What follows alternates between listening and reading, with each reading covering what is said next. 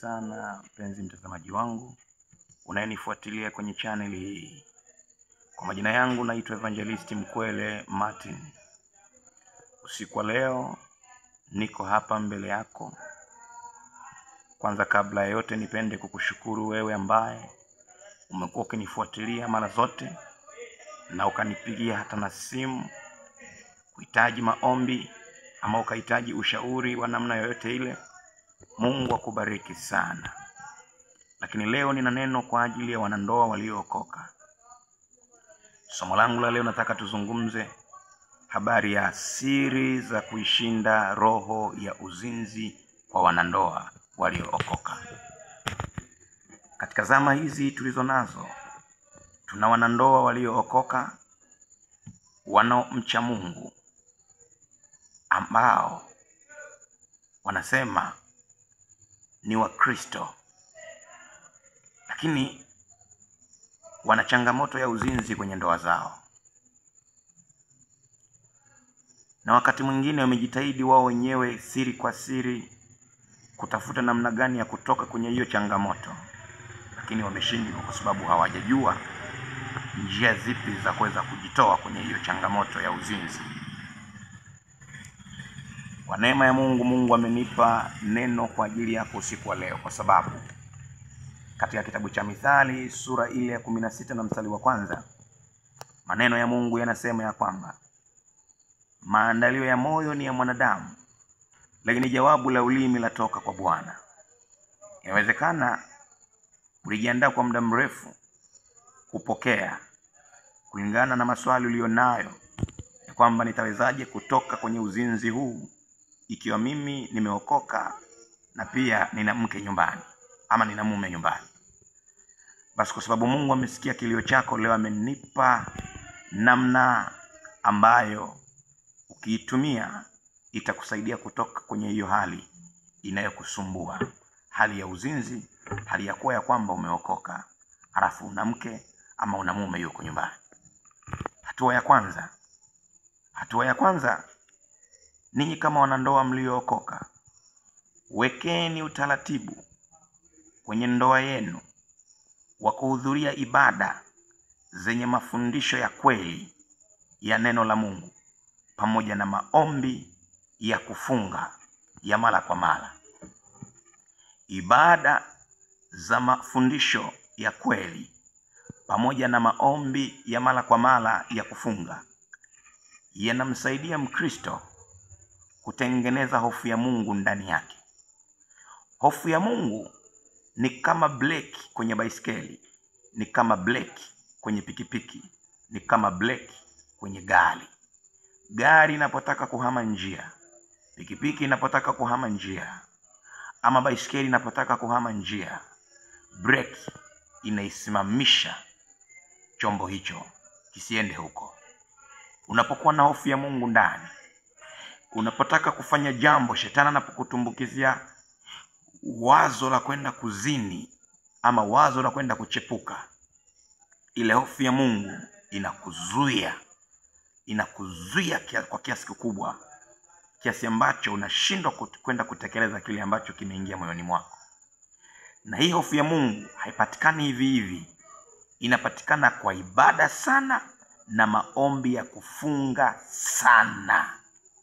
Ukifanya hivyo utakuja kunishuhudia baadaye.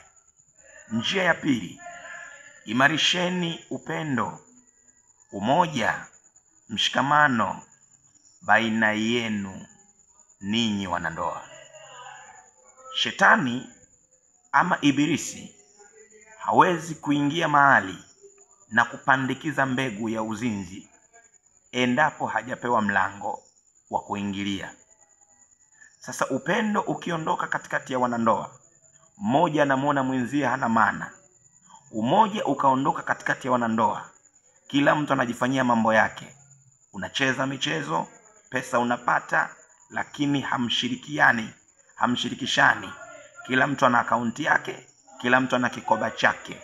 Nataka nikwambie, kuondoka kwa upendo, kuondoka kwa umoja, kuondoka kwa mshikamano kati yenu ninyi wanandoa wawili mliookoka ni mlango ambao adui atautumia huo kuhakikisha anaingia ndani yenu, ndani ya ndoa yenu, anapanda uzinzi. Mwisho wa siku kati yenu mmoja ataanza kutafuta mwingine nje ambaye anaona wataendana. Kwa hiyo atakuwa naye kisirisiri, huku ni mwanandoa. Atakuwa naye kisirisiri, huku ameokoka. Sasa ukiimarisha upendo kwa mumeo na kwa mkeo, umoja ukawepo, mshikamano kati yenu ukawepo, shetani anakosa mlango wa kuwaingilia na kuwapandikizia roho ya uzinzi. Namba 3, hakikisha mnamaliza migogoro midogo midogo inayojitokeza kati yenu.